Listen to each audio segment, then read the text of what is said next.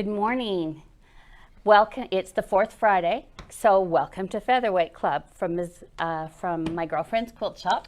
I'm Susan. This is Mary Ann, and we are going to talk to you about featherweights. We're going to make a cute block.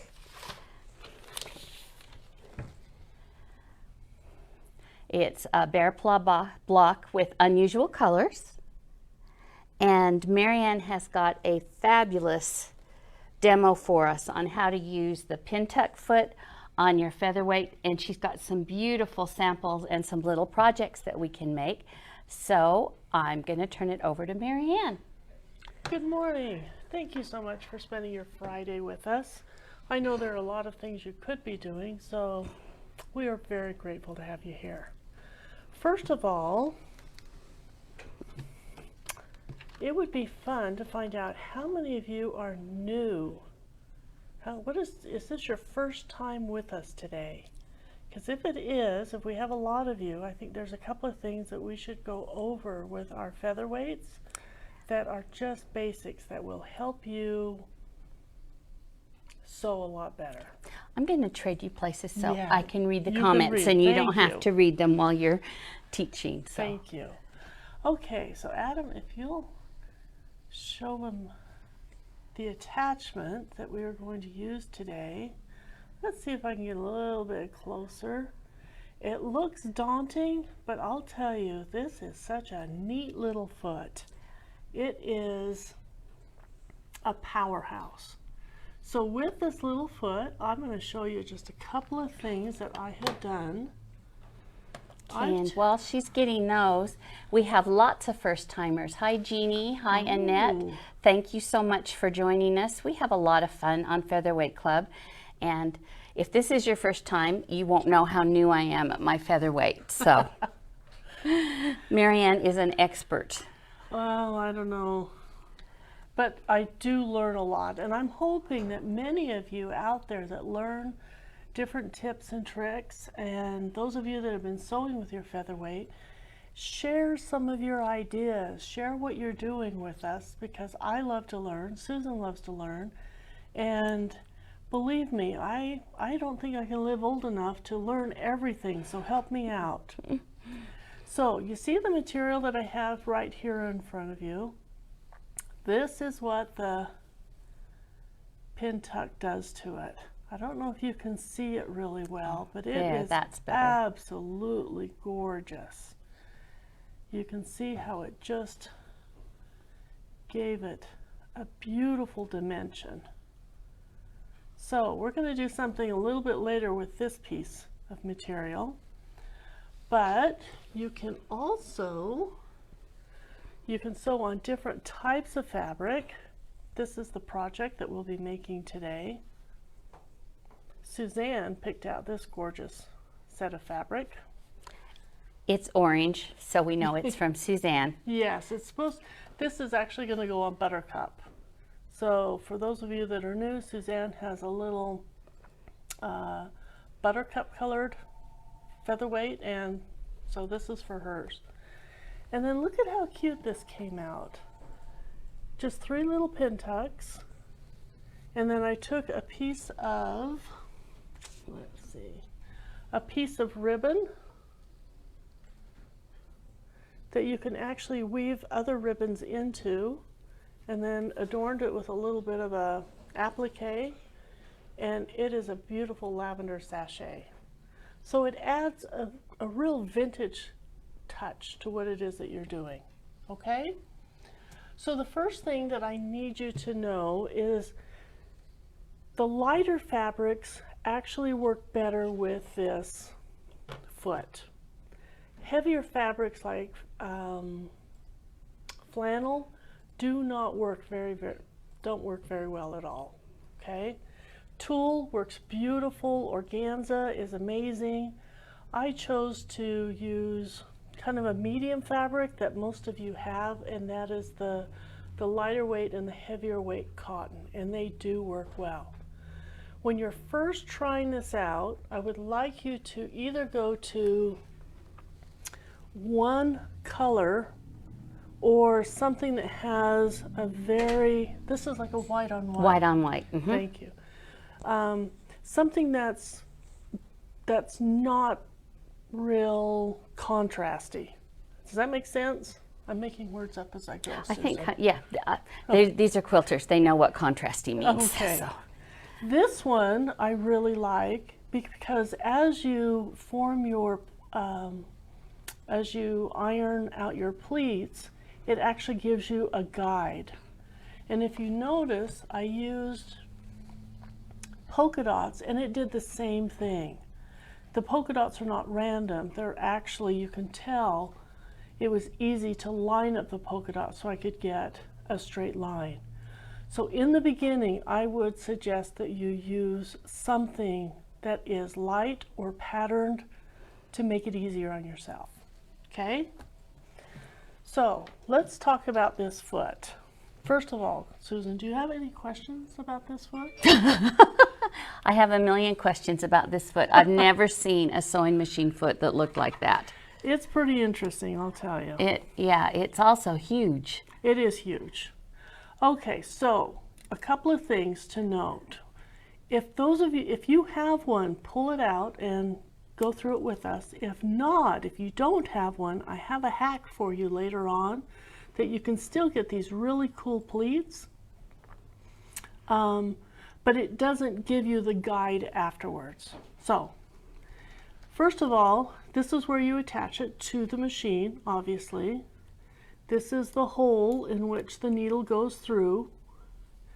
The first screw is going to be where you are actually doing your sewing for your pleat. Okay? The second screw will give you the dimensions for the tuck. And then this little guide right here actually will mark your material for where your next pleat will go. So I did make you a chart. This one you're probably going to have to screenshot, or we can put it up on the web page. We can get it on the web page for you. So let's say that you want to do 1/8 of a tuck with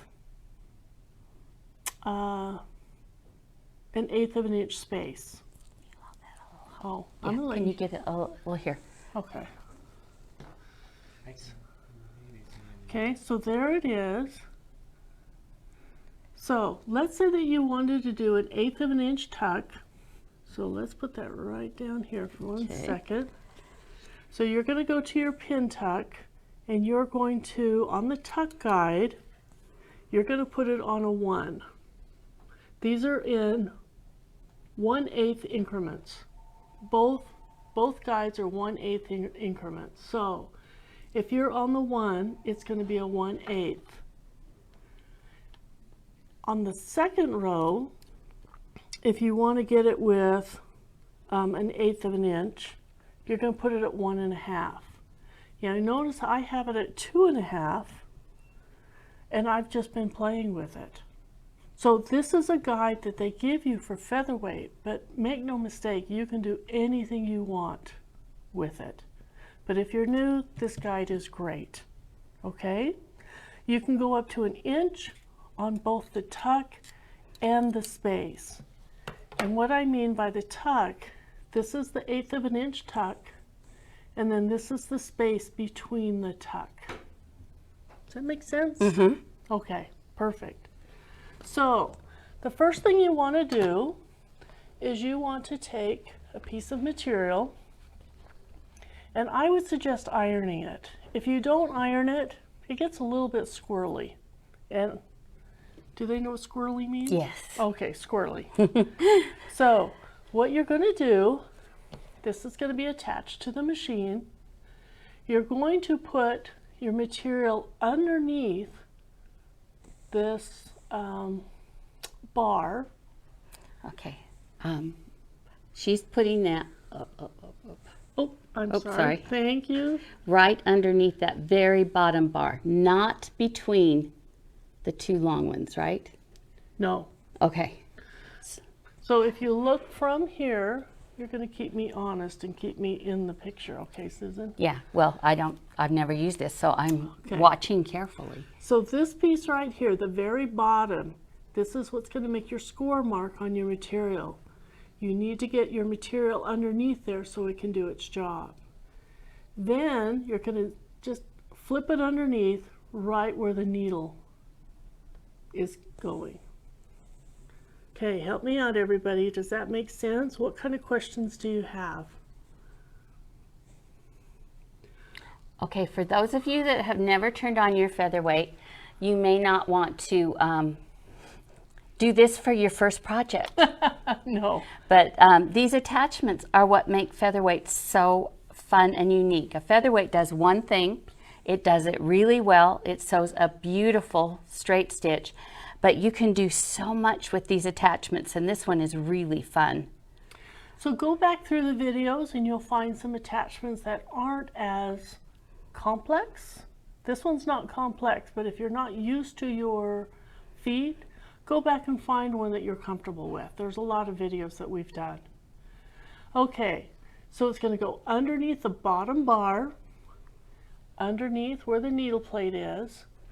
When this is on your machine, you're going to put your needle in first and then put your pressure foot down. Hold on to your threads and then start sewing. Now, a couple of things about your material. You notice that the right side of the material is down and the long side is underneath. The top part that's going to be what do you call it? The top part that is going to be finished always stays on top. Do not flip it around and do it this opposite way. The reason that I have found that you need to keep the virgin fabric on the bottom, if you don't do that, you're not going to see the line that you made. It doesn't strike hard enough to go through both layers.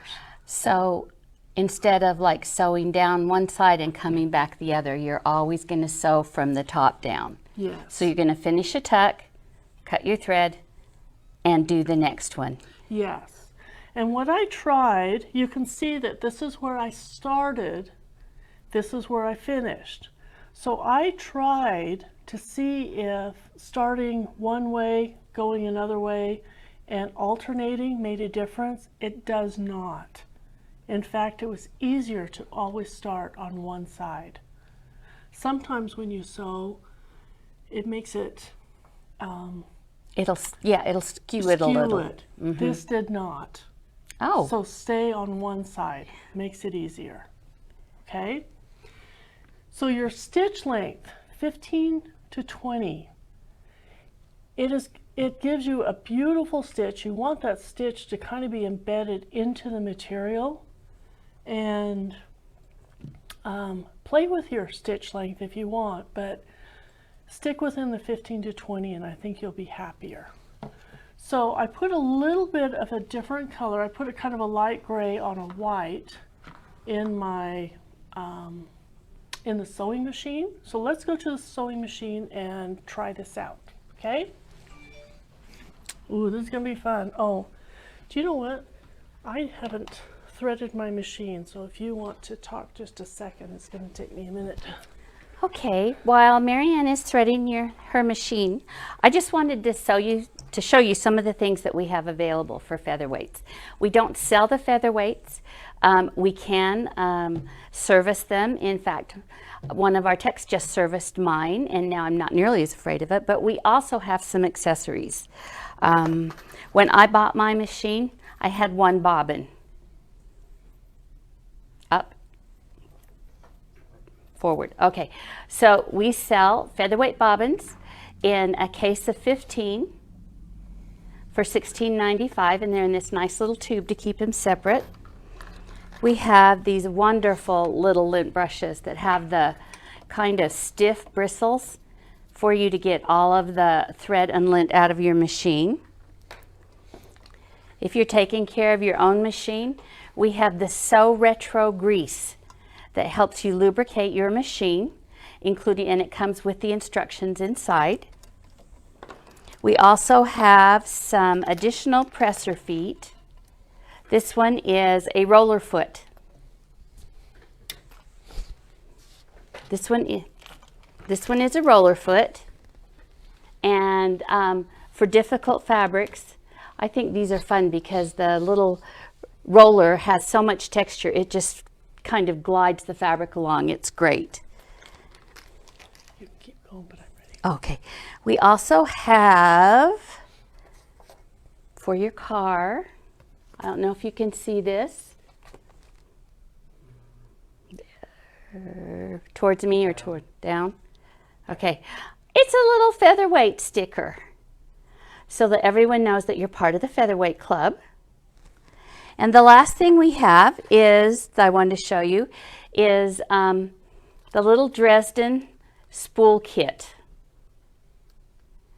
That, rotate it. There.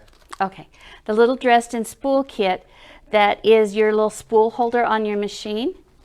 And you can see all the little pieces are pre-cut, and they are teeny tiny. So talking about 20 stitches per inch, this is when you want to use that. And this is what it looks like. And it's just a little cute accessory to put on your spool pin and to give you practice with your featherweight. So if you're interested in any of these things, you can call us at the store and we can hook you up with these. And I think Marianne is ready, so we're ready to go. Okay, everybody. So putting on the presser foot was actually pretty darn easy. There's just one place. Remember, newbies, you always turn your wheel towards you, never away. It will jam up every single time, and sometimes the jam is not a nice jam. Whenever you sew, you want to always hold on to your threads. And when you're using any of the feet, you always want to put your needle down first and then your presser foot down. And what that does is basically stops your thread from being pulled back through. Have you ever sewn and as soon as you start sewing, all of a sudden your thread is up near your second looper, your first, just below your first looper, and you think to yourself, oh, I have to thread that thing again? That's why. So, okay, here's the material. We have the good side down. We have the long side on the bottom. Oh. What do we? So we're going to put the material through the bottom plate. Then we're going to feed it through the top where the needle is. We're going to go ahead and put our needle down. And you notice that when you put your needle down, this part of the presser foot pushes down on this part of the foot. This is the part that makes the scoring mark. Okay? So will they be able to see this as I sew? I think we're zoomed in as far as we can. So. Okay, so we're going to hang on to our threads. And remember, this is not, may I repeat, this is not a race. You are just going to go ahead and sew.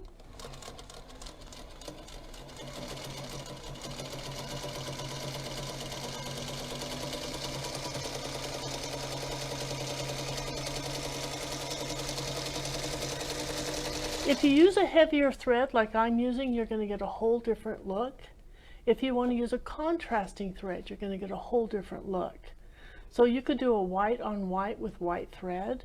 You could do black thread, which would give you a really formal look. There are some amazing things that you can do to really add some embellishment. So this is the stitch that we got. It's absolutely beautiful. And if you look right below the stitch, do you see the line? Mm-hmm. That is where, it's going to be on the other side, that's where we're going to do our next tuck. Oh, so marks the next tuck for you as you're sewing. Exactly. Oh, that's nice. So many of you know that with modern day machines, you need a 2-needle machine, 2-needle attachment and all that kind of stuff to get the same thing that we're doing today. So what I do is I go ahead, pinch it right here, I go over to the ironing board and I iron it flat while I'm ironing this one down. Does that make sense? So I'm just going to be off camera for 1 second, but I'll show you what it looks like. Okay. We have our little Elisa iron and our wool pressing mat I love it. today. So we're using those. This is another great use for to keep your little pressing mat next to your sewing machine. Okay. So when you're doing this, the big thing also, you can see how I'm off a little bit. I need to straighten that up. So I need to make sure that this is exactly straight. If I bring it over, I need to re-iron that. Okay? So I'm doing a lot of these things on purpose so that you kind of get a feel for what it is that you need to be looking for. Okay, so let's go ahead, put it back under, over and under, needle down, presser foot down. I'm going to shorten my stitch length so you kind of get a feel for, if you have a little bit of a heavier thread like I have, you might want to lengthen out your stitch.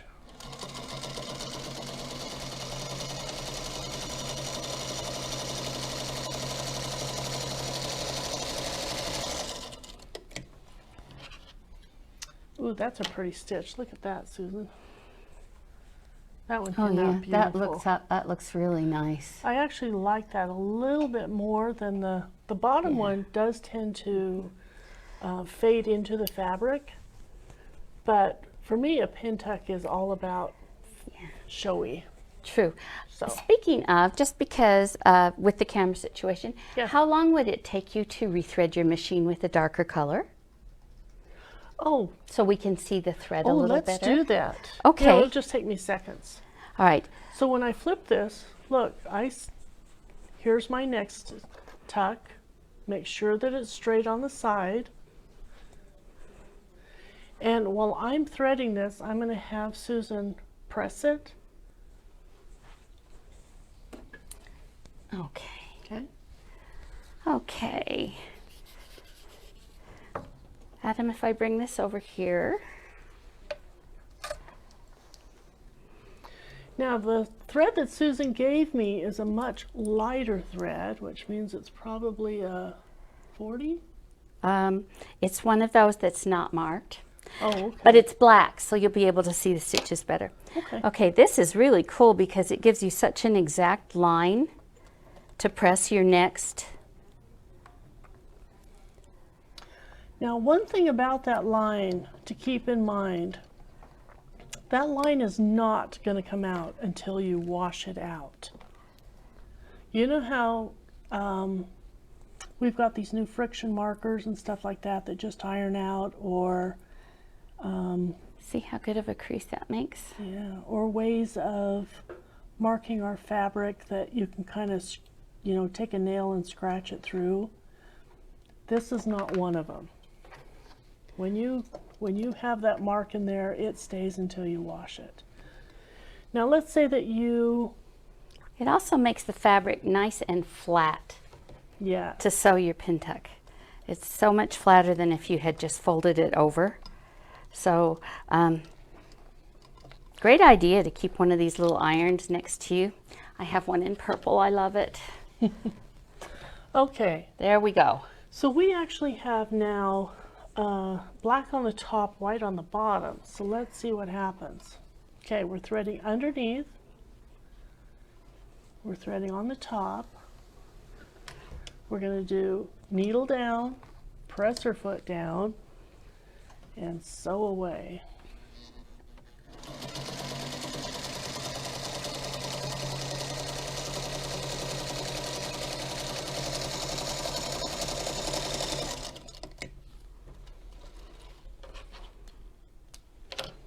That's beautiful. Yeah, I think that's going to show a little better. Yeah. But remember that when you bring it down, you're going to get your bottom thread. So, but yeah, just put it back up and let them, yeah, just fold it. So see, if you use the black on the bobbin and the top thread, it'd be a really nice contrast. That's beautiful. Okay, go ahead and press that for me again. Now let's say that you've come to the end of your project and you do not want another line. I'm going to show you really easy how to go ahead and do this and not have the line. Now keep in mind that let's say that you wanted to do a 1/4 inch seam allowance, but you wanted a 1/4 inch before the end of your project. You can go ahead and just switch this out.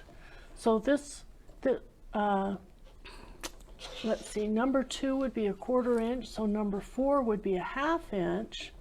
So we just take this and move it to the 1/2 inch mark. And if I continued to put it underneath the bottom scorer, I would know exactly where to cut and I wouldn't have to measure. But if you don't want to do that, all you have to do is not go under the bottom, only go underneath the pin tuck. Oh, so that way you're not using the little scoring. Exactly. Oh, so it's not going to score the fabric, so that when you're done with your last pin tuck, then you're done. You're ready to be finished. Oh, good. Okay. So if you're in the middle, like if you're doing a bodice or you're doing a pleat on a skirt or something like that where you don't want the line, skip going through the score. But if you want to cut it in a certain space away from your tuck, then adjust it where you want it all the way up to 1 inch and then use that as your cutting line because you know it's going to be parallel to the pin tuck that you just did. Does that make sense? Mm-hmm. Okay. Now, for those of you that do not have one of these really cool attachments, I'm going to show you a hack. So let's take this off. We love sewing hacks. Yes, especially some of these attachments are a little bit more difficult to find. So many of you out there have this attachment. This is the one where we used to apply elastic. We added several layers of lace to it. But this one... Here, can we... Oh, can you help show me? the foot, the bottom here? Yeah, let's Okay. do... You're not at the lens. Oops. Keep. Is that better? How's that? Yeah, this is what it looks like. This one did come with my machine, so this is going to be my hack till I find a pin tuck foot. Okay, so with this one, what we're going to do, here's the needle placement, and we are able to shift this back and forth to change our needle position. So what you want to do is iron it like you normally would, place it underneath right here, and it's not as precise, but it will get you in the range of where you want to be for a pin tuck, and it certainly will not give you more than, I would say, 1/4 inch, just because there's just no way you can get more of 1/4 inch from where you're going to have your needle placement. Does that make sense? Mm-hmm. Okay, so let me go ahead and just sew one of those, show you how to do it. Let's put that on. So it just goes right underneath first one. Still, we're going to do needle down. Hang on to your threads a little bit more with this one.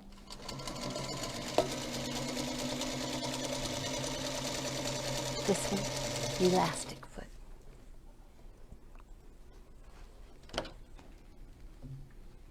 Say that out loud. Okay, the foot she's using now, that she switched to for the hacks, it's the elastic foot, right? Yes. And we do have a video on the elastic foot. Yes, you can find all of our Featherweight Club videos by going either on the My Girlfriend's Quilt Shop YouTube page or going through to our Facebook page and looking through the videos. And they've been doing this for quite a while, so there are some really cool videos and lots of different techniques that you can use with your featherweight. Lots of fun projects. Yes, good projects. Okay, so you can see there's not much of a difference at all with the hack and with the pin tuck. What you're going to see though is more variation when it comes to a deeper pin tuck. And then certainly you're not going to get the score on the back. So what I would suggest, I love this tool. I'm going to show it to you over here.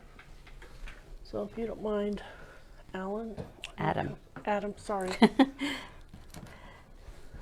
So if we come over here, so we are on the right side of the fabric. Excuse me. No, you're fine, thank you. Can I just tell you, it's kind of hard to video and remember all this stuff. So it is so nice to have Susan keeping me on the straight and narrow here. So line up your material with any kind of a ruler. I always give myself an inch. Take this wonderful tool. Do you remember what it's called? It's it's a Hera marking tool, H-E-R-A. Yes. This is also they call it the double-edged turner from Clover, because you've got the round turner, but you've got this nice sharp point that's going to mark the fabric for us. So basically, you want something that's a little bit spongy but firm. And basically, you're just going to mark your fabric, just like that. You can see the line. Again, it's not going to come out unless you wash it, but it's there. And you will be able to take it, iron it, and start your pin tuck from there. So what you can do, if you're using the elastic foot, is go ahead and come over here and figure out, so if you have a 1-inch gap, you're actually only going to have 3/4 of an inch gap, because it's going to be taken up into the pleat. So if you take 3/4 of an inch, So you can mark them all before you sew them? there you go. Oh, Yes. that might be a time saver. Yeah, it does. It takes a lot longer than a tucker foot, but again, it's a hack. So if you keep going along, like I said, this won't even iron out, but then you can go ahead and get your pleats going. So you can get all your folds ready and then just sew down your pleats. There you go. Oh, that's a good hack. So takes a little bit longer, but hey, it works. Let's see, let's go. And up. Up. There, You you can can see see, yeah, you can see the where she's ironed in the pleats. Yeah. And she was right. This first one did not iron out when she pressed in the second one. Nope. This is a wonderful little tool. I love this tool. And you can get it here at My Girlfriend's. So what I did was I took a piece of material that was roughly 13 inches by 3.5 inches. Then I took a piece of iron-on batting, roughly the same dimensions, actually 1/2 inch smaller, sorry, to make up for the 1/4 inch seam. The backing, the same dimensions as the top. Go ahead and iron this on to this one. Do you want to go ahead and do it? No, I think Okay, you're just, okay. Yep, Let me then move this one out of the right way. sides together.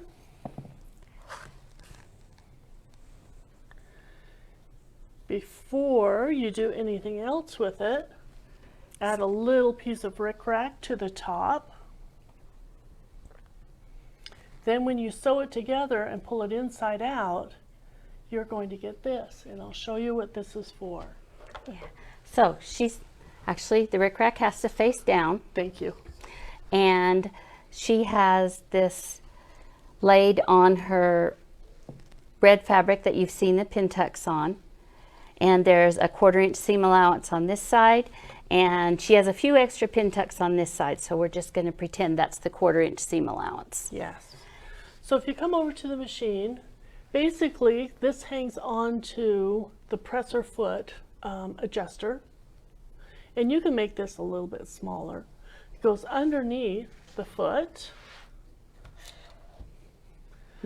but when you flip up the extension table, it doesn't hit against the screw.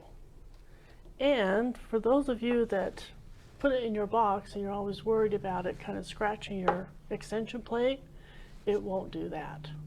So this is just kind of a fun little exercise. And then the other thing that I did is I made this really cute little Towards the back, Mary. oh, keep going. That way. Right there. Okay. I made this little I don't know, Pin cushion. pin cushion, but the important thing is it shows you that you can pin tuck over another pin tuck very, very easily. You can do it in diamonds, you can do it in squares, you can do it as close together or as far apart as you want. Have fun with it, and then you've got to show us what you did. And Okay? she's got the little hook on that too, so she just hooks it underneath her spool of thread, so her pin cushion is right there where she needs it. I think that's genius. Well, one thing that I have found, if you're going to do this, before you stuff it, add something a little bit hard on the bottom so that when you put your pins in, your pins don't actually come So- through and Scratch your machine. Okay? Yeah, so you could put a little piece of foam core or a little piece of Yes. plastic. Yeah. Perfect. Cool. Perfect. So this was a lot of fun. This is the one that I made, the matching pin cushion. I just need to fill it full of crushed walnuts.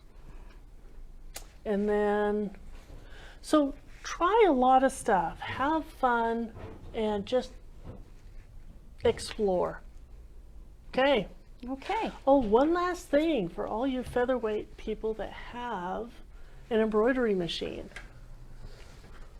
How cute is this? Do you love it? Who Yes. loves it? Me. Yeah. Anybody else out there love that? This is actually a free pattern.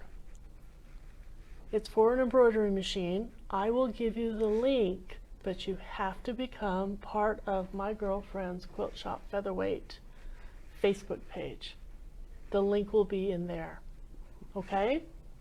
It is absolutely adorable. Now, the reason that it is this color, again, I made it for Suzanne, and she's got Buttercup, and that's Buttercup's colors. For those of you that are new, Suzanne has 4 featherweights, and her favorite one is painted Buttercup. Yes. So she is actually out of town right now. It's her oldest son's birthday, but she will be back with us next week. And I just want to thank Mary Ann for all this information and for all the hard work that she does on this. And I think now we're going to go ahead and switch over to our block. Perfect. Okay. What color do you want as your thread? The white would be great. Gray? Yeah, the gray. Perfect. Okay, so let me show you the block again. It's called a bear's paw.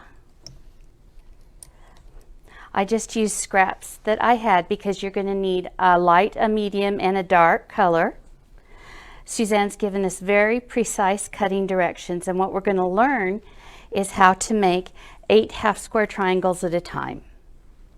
So on your pattern,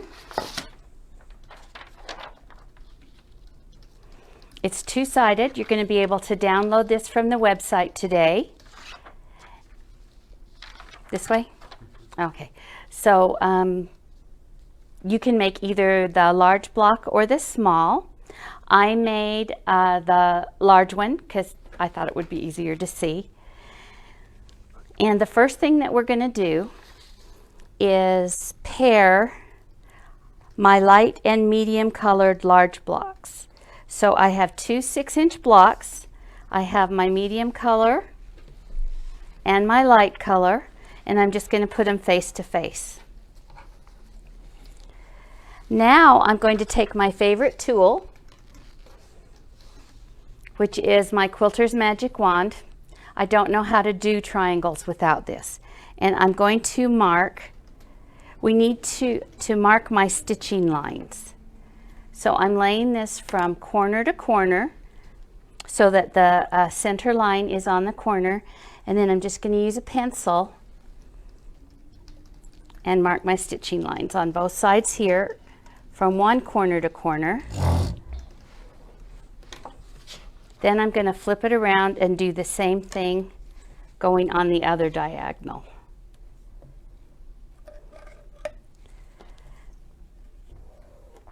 One thing I figured out while making this is these are going to be our sewing lines, but what we really need is a scant 1/4 of an inch. So I'm going to sew just inside the lines that I've drawn. Let's see. I hope you can see these.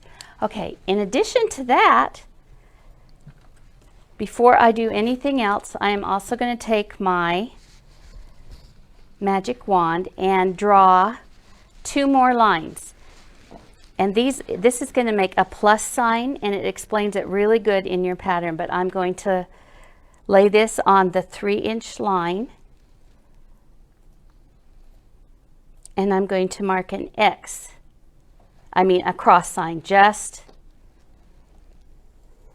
diagonal there, just horizontally.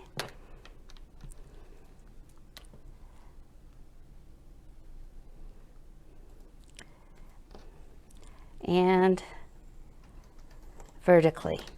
Okay, so the horizontal and vertical lines I'm not going to sew, but I am going to sew the diagonal lines, and then you'll see what happens when we cut it apart. So I'm going to move over to the sewing machine. And again, I try to sew. That's one of the things about these featherweight feet, is I can sew just inside the line. Marianne has a clear foot on here, so I can see really well to sew just inside the line. Yeah, I don't need it to be 15 stitches to the inch in case I have to pull it out.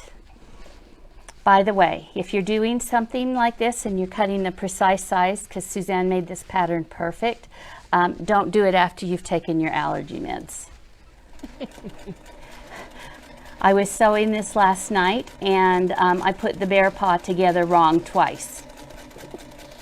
Utah is beautiful right now. It's warm and sunny, but everything is blooming.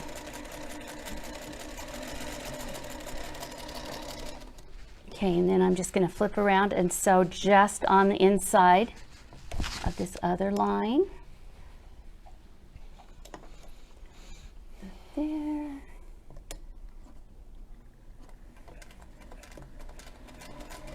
Where did you get your clear foot? Oh, you know, one of the first shop hops that I went to, quilt hops, they had one at one of the quilt shops. Oh, so you should be able to find them. Yes. Okay. Then I'm going to pull this and trim it. Okay, so I've done 2, and now I'm going to do the other diagonal lines. And again, I'm sewing just like a 1/16 of an inch inside my sewing lines that I marked, because I want to square up these triangles so they're all the same size.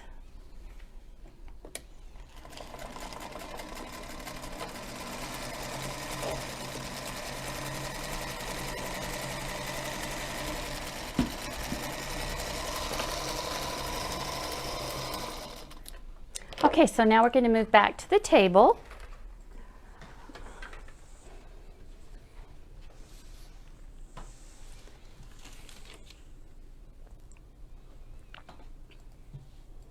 Okay.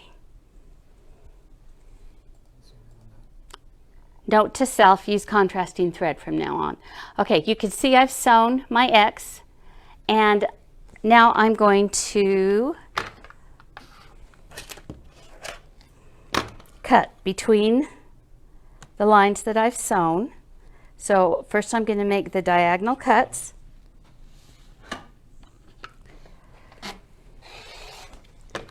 And then I'm just going to flip this around. This would be a great time to use one of the rotating mats if you have one.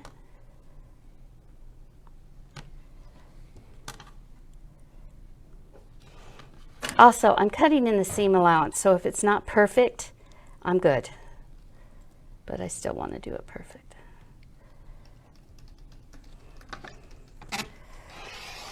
You're a lefty. I am. Makes some things a little tricky. Like I tried to use a block lock to square these up. There's different directions for a left-handed person. I didn't do very well. Okay, now what I'm going to do is cut on those straight lines that I drew just down the center.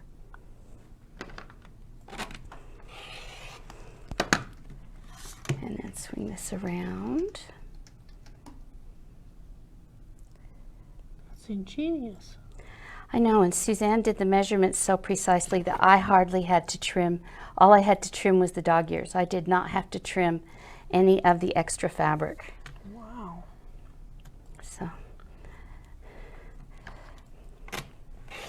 So that quickly, with 4 seams, I made 8 triangles. So now I'm going to press them all open. So I'm just going to lay them out here and press them to the dark side. If they're all pressed one way, then when you put things together, all your seam allowances are good. So I'm just going to press these out. Let's see, press to set.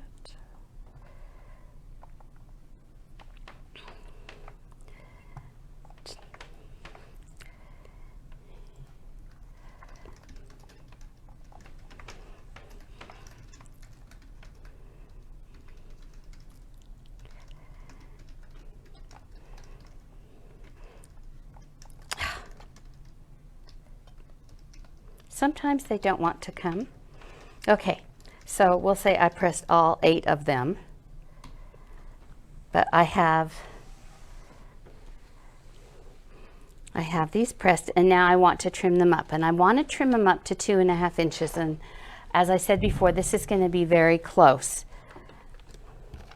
So I have this cute little 3-inch square up ruler.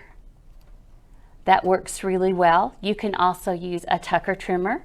You can use a block lock or just your regular rulers to square the blocks up to 2.5 inches.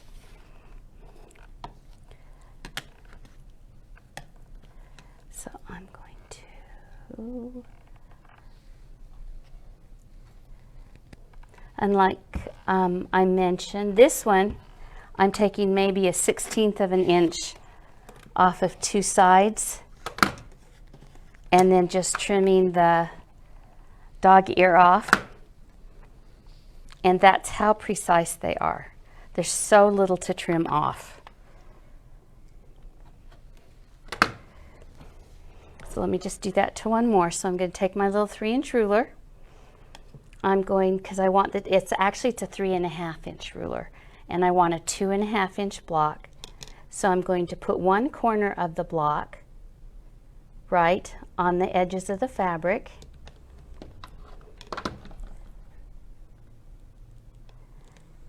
And trim these 2 sides. And then I'm going to swing this around and do the same thing. Just put that on the one on both sides, and see on this last side, all I really have to clip off is the dog ear. So I'm going to do all of those, and by the magic of Facebook, I have a couple of those already sewn and pressed. So what we're going to end up doing is making 4 blocks that look like this. So I'm going to lay out my block before I sew anything. So I'm taking one of my Focus Fabric Cinder blocks and one of my small 2.5-inch square blocks.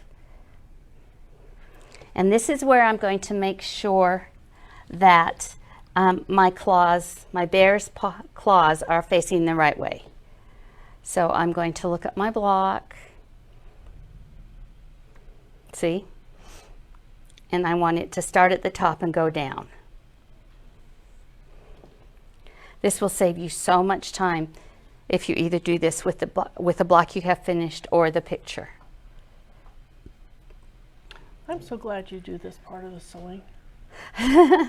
So I'm going to sew two, let's see. I thought I had 2 more blocks, but we'll just trim this one up really quickly. And okay, see this block? I don't know if you can tell, it is not square at all, but if I use my little square up ruler, it is big enough that I can square it and make it perfect. And I found that if you square as you go when you quilt, it's a lot simpler when it comes time to put them together. I know a lot of people make their blocks and then square them up as they're putting it together, but I've found that this saves a lot of time. Okay. All right, now I'm going to put one that way. I think we're going to flip it.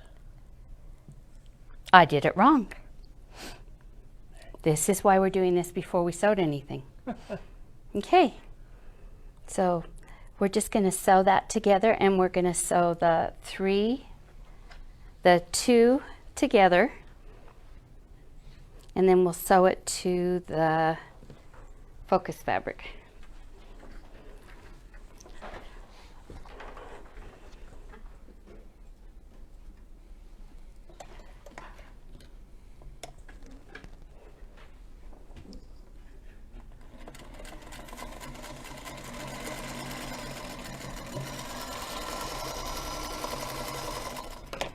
Now this is where I check again to make sure that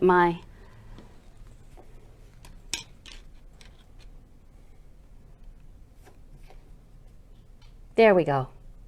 See, to make sure I'm sewing these correct. Once I finished one of the bear paws, I kept it right next to my sewing machine so that I could make sure I was sewing things the right way up.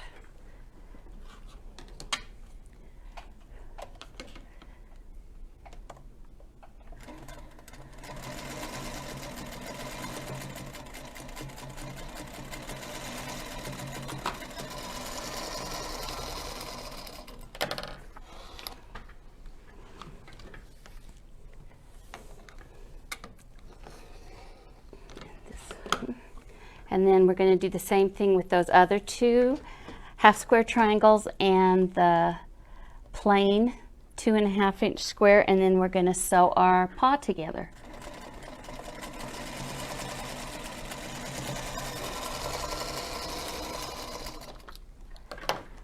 And I know you can't tell because of the camera, but I am moving back and forth to make sure I'm sewing these together correctly. So see,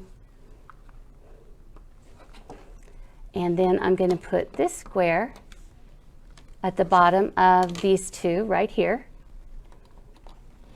and then sew it together.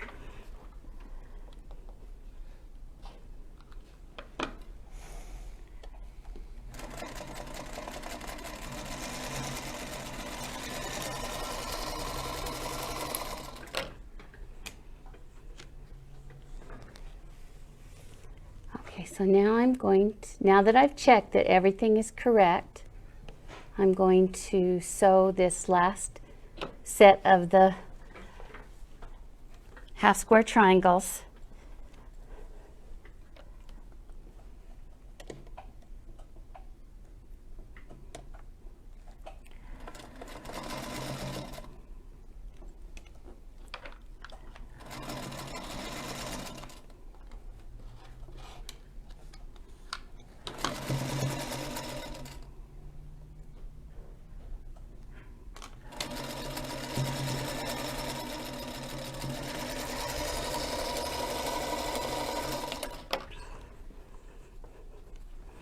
And I did it right. Yay! So now I have 2. So I'm just gonna press this one. Probably from the front first, and then I'll fix the back.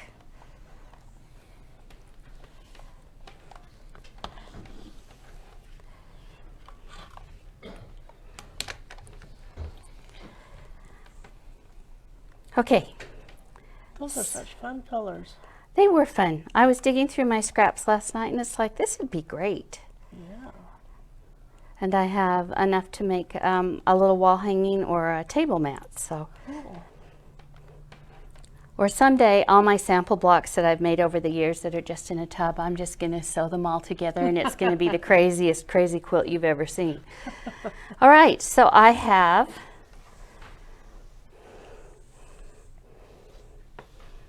two of my blocks.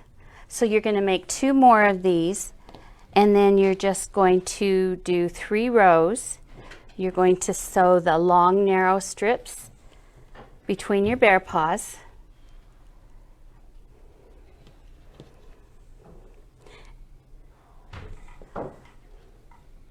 And you don't need to watch me sit here and sew 8 more triangles, but that's how simple it was to do.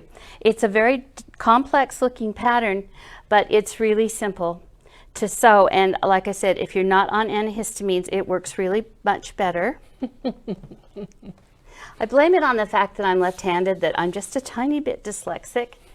So I had to make one and make sure it was right, and then keep it where I could match it every time. Some of you won't have to do that because you just know how to do it instinctively, but I don't.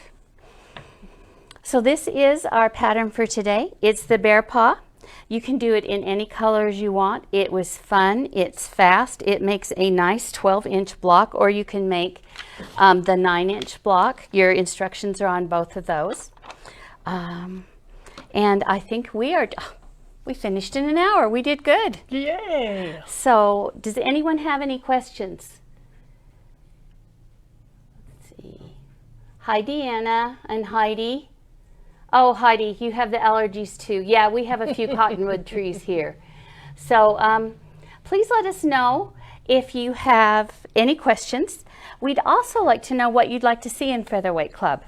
We're going to finish our blocks this year, and then you'll have enough to make a really cool lap quilt or bigger. But if there are attachments you want to see, I know we have a lot of new people. If you want to see things like maintenance or just anything featherweight, let us know. Well, this is what I was thinking. I usually do my maintenance January and June, because every 6 months you need to really go through your machine, clean it out. And I think with the pandemic, I've been sewing more than ever. So a lot of us have. yeah, so I think that let us know, let us talk to us, please, but let us know if maintenance is what you would like to do the next couple of months. We're going to talk about oiling, adjusting, where to oil, where not to oil, where to grease, where not to grease.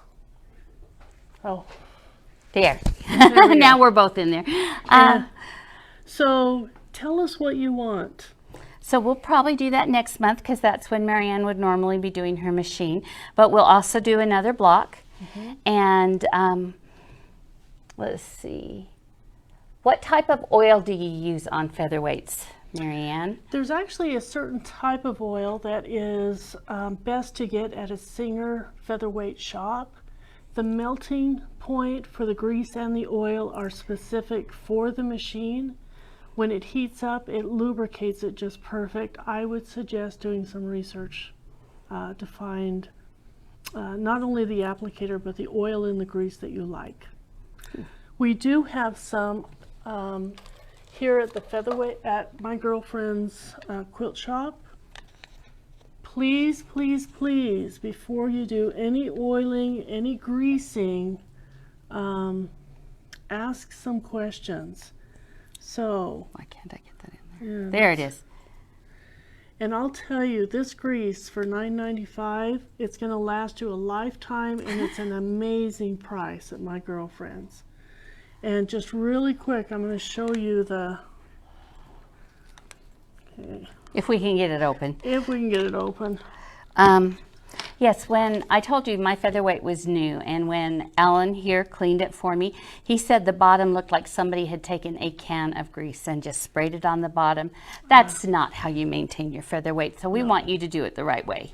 The nice thing about what they give you here is not only is it the grease, but it gives you the little tubes to put into your motor to get the old grease out. And we're going to go over that probably next month. Okay? So for those of you that are interested in doing the oiling and the greasing, do your homework. I'll have a couple of links on the website. Have things ready to go, and we can do this together next time. Okay? Okay. Well, thank you everybody for joining us for Featherweight Friday. I have a lot of sewing machines. I love this little guy, and I'm really looking forward to learning how to use it better. At the moment, I can't thread it because Oh, it's hard. I know, my eyes are bad. So I have a couple of ideas for that before we go. This is a little needle threader that we sell here at the store. It's the kind where you lay the thread across the bar, and then when you push it down, a little hook puts the thread through the needle. I also have my favorite tool. My children laugh at me when I show them this. I have this little magnifying glass.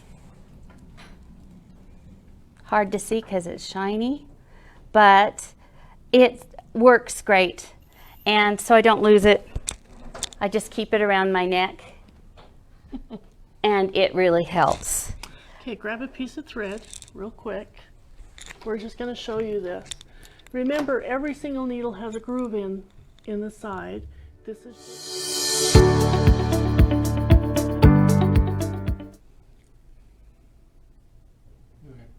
okay. So you're going to put it in so that the eye of the needle is horizontal. You're going to slide this shaft down the needle bar with a little bit of pressure, and as soon as it gets to the hole, okay, it's kind of hard to do. So This is going to be hard for you to see because it's tiny, but as soon as it gets to the hole, the little hook is going to come through the eye of the needle. yes. And then what you can do is just lay this thread across it. Okay, I need to do this so I'm not up in the air. Okay. Take our word for it. There. Yeah. It's good to get it on the right side. Okay. So you can see, there we go. So it's in there. So go ahead and put the thread through. Okay, you're going to put it down the other way. Oh, up and down? Yep. Okay. So Okay. the other way, so that the hook. I know, it's hard to do it upside down. Okay, this is too tiny to see. This is the struggle I There was you having go. with last night. Okay, goes that way. Okay, Take doing our it word up in for the it. air is very, very difficult. It works. I've tried a couple of other needle threaders. There are some teeny, teeny, tiny wire ones you can get that will go through the hole of the needle. But also, my favorite trick for threading it, I take the needle out of the machine. Okay, when you take the needle out of the machine, let's just quickly go over. Yeah, you have to make sure you get it back in correctly. Okay, can you all see the machine? So, you have a round part here, you have a round part here. Flat, flat. This is the way it goes in. That's the most important thing I learned from my Yes. first Featherweight Club, was that the flat part of the needle goes to the left where you have your flat table. Yes. And when you cut your thread, you cut it straight and flat. So you thread to the flat part. So you're going to thread from right to left.